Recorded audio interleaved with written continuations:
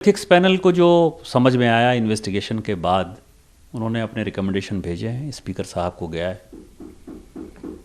इसमें जो सवाल उठ रहे हैं, किस प्रकार के सवाल उठ रहे हैं? मैंने कंप्लेन किया था, मुझे एथिक्स पैनल ने बुला लिया। जय देहात राय की कंप्लेन थी जिसको कि मैंने फॉरवर्ड किया था, वो आ गए। तीसरा, जय देहात राय की कंप्लेन में जो जो बातें लिखी गई थी दर्शन हीरानंदानी के लिए, वो उसने खुद ही एक्सेप्ट कर लिया अपने हलफनामा में।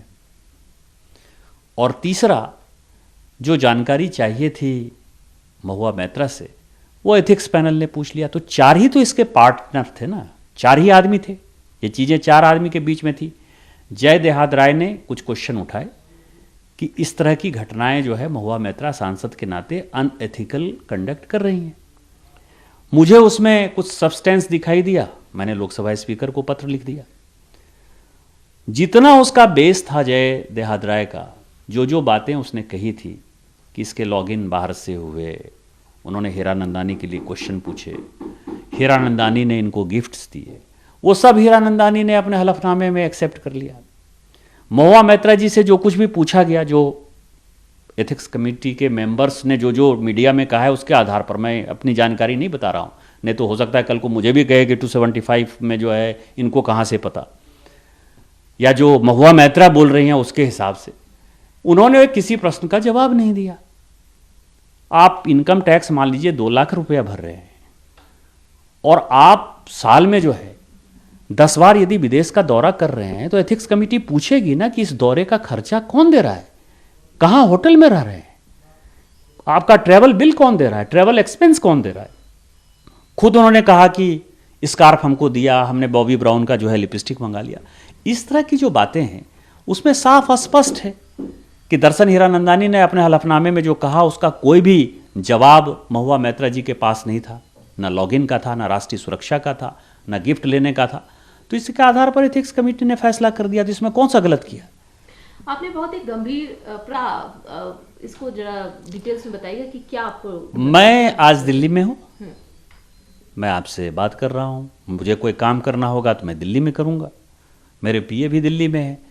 पीए की जो बात है कि ओटीपी 4 आदमी यूज करता है, तो 4 आदमी जो यूज करता है वो गलत कर रहा है। कोई भी सांसद यदि कहता है कि मेरे 4 आदमी यूज कर रहे हैं, तो सरकार ने ये अथॉरिटी नहीं दे रखी है।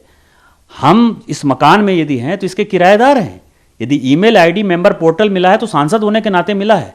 और लोकसभा सेक्रेटेरिएट जो है एक पीए दिया हुआ है हमको, उसी पीए से काम कराना है। यदि कॉम्पिटेंट पीए नहीं है तो दूसरे को हटा के रखिए।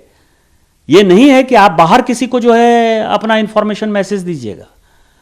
तो एक ही आदमी, मैं काम जो करूंगा तो 18 गुरुद्वारा रकाबगंज रोड में करूंगा जहां मैं खड़ा हूं, कि नहीं अभी मेरा खुलेगा मेल आईडी यहां से, थोड़ी देर के बाद मेरा खुल जाएगा बेंगलोर से, थोड़ी देर के बाद यूएई से, दुबई से। यह कैसे संभव है? या तो भगवान होगा आदमी, या जादूगर होगा, या राक्षस होगा, कोई तो होगा ना। और आप तीनों जगह से इसको कहते हैं सीनाजोरी। क्या कर दिया? अरे उसमें सेंसिटिव इंफॉर्मेशन होते हैं, उसमें भारत के कई एक ऐसे सेंसिटिव इंफॉर्मेशन हैं जो कि 24 घंटा पहले, 48 घंटा पहले एमपीज को मिल जाते हैं। उससे आप मार्केट मैनिपुलेट कर सकते हैं। किसी भी कंपनी का, यदि कंपनी का वॉर चल रहा है, तो मान लीजिए यदि पता चल जाए कि कल को भारत सरकार की पॉलिसी डिजिटल डाटा के लिए कुछ अलग है, डाटा प्रोटेक्शन के लिए अलग है, पेट्रोलियम के लिए अलग है, तो हीरानंदानी अपना शेयर खरीदना शुरू कर देगा, हीरानंदानी अपना शेयर बेचना शुरू कर देगा, या कोई भी बिजनेसमैन जो है इस तरह का मैनिपुलेशन करना शुरू कर देगा। आप किस तरह की बातें करते हैं कि ओटीपी दे दिया, इसको दे दिया, 4 आदमी करता है।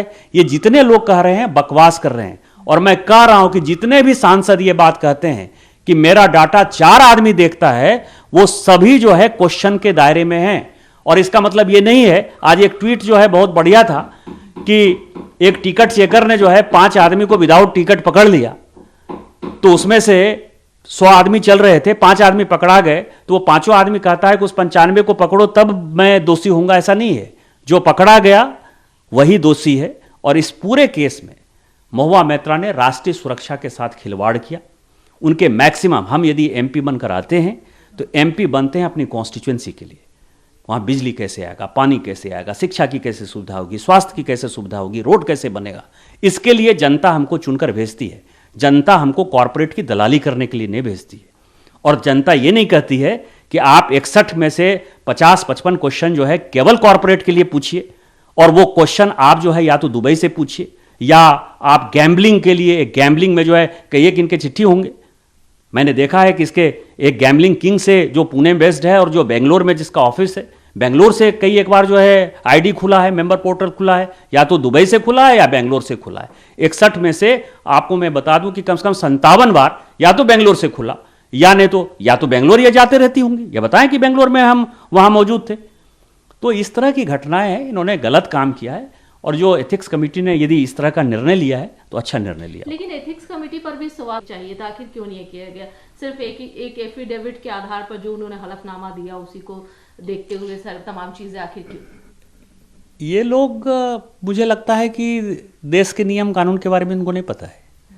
एपोस्टाइल कन्वेंशन है 1961 का, वो ये कहता है कि आप यदि विदेश के भूमि से कोई भी चीज़ नोटराइज्ड करते हैं, कॉन्सुलेट जनरल के सामने यदि आप साइन करते हैं, उनको एक्सटर्नल अफेयर्स मिनिस्ट्री का रिपोर्ट पढ़ा ही नहीं ना।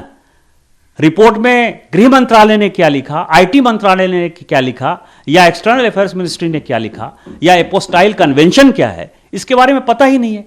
उस कन्वेंशन के आधार पर वो जो उसका स्टेटमेंट है 164 का मजिस्ट्रेट के सामने का स्टेटमेंट है, और यदि 164 में कोई आदमी अपना बयान दर्ज करता है तो इस देश का कानून कहता है कि उसको फिर से दोबारा नहीं बुलाने की आवश्यकता है, नहीं बुलाना चाहिए। तो इसके बाद तो फिर तो आप कानून के भी खिलाफ हैं। वो 164 का स्टेटमेंट है जो हीरा नंदानी ने दिया, हमारा डिपोजिशन हो गया, देहादराय का डिपोजिशन होगा, महुआ मैत्रा का डिपोजिशन हुआ, इसमें बचा क्या? महुआ मैत्रा जी यहाँ पर साफ तौर पर लगाया, उन्होंने जो कहा कि ये चीरहरण हुआ, मतलब जिस तरीके से मेरे साथ व्यवहार किया गया, पूरी तरीके से प्रश्न उनके ही थे, और ये तमाम जो आरोप लगे हैं इस पर एक महिला है निश्चित तौर पर जब ये बात वो कह रही हैं। कल मैं एक चैनल को डिबेट को देख रहा था, तो उसमें जो एंकर थी नाविका कुमार, वो खुद बोल रही थी कि आप किसके साथ सोई, किससे देर रात बात करती है, ये चेयरमैन नहीं पूछ रहे हैं, ये दानिश अली पूछ रहा है। हमारे यहाँ कहा जाता है कि मूर्खों से दोस्ती तब करिए जब कोई होशियार दुश्मन नहीं बचे। तो मुझे लगता है कि महुआ मैत्रा के जितने दोस्त हैं उसका चीरहरण वही कर रहे हैं। दानिश अली और गिरधारी यादव से पूछना चाहिए, दूसरे से नहीं पूछना चाहिए। जब ये रिपोर्ट आएगी, सबके सामने आएगी, तो मुझसे क्या पूछा गया, हमने क्या जवाब दिया, महुआ मैत्रा जी से क्या पूछा गया, क्या जवाब दिया, और देहादराय से क्या पूछा गया, क्या जवाब दिया, वो सारे वर्बेटम आ जाएंगे। दूध का दूध, पानी का पानी हो जाएगा। लेकिन आज जो कुछ चीज़ें मुझे मीडिया से समझ में आ रही है कि द्रौपदी का चीरहरण दानिश अली ने किया, उसने कहा कि आप पूछ रहे हैं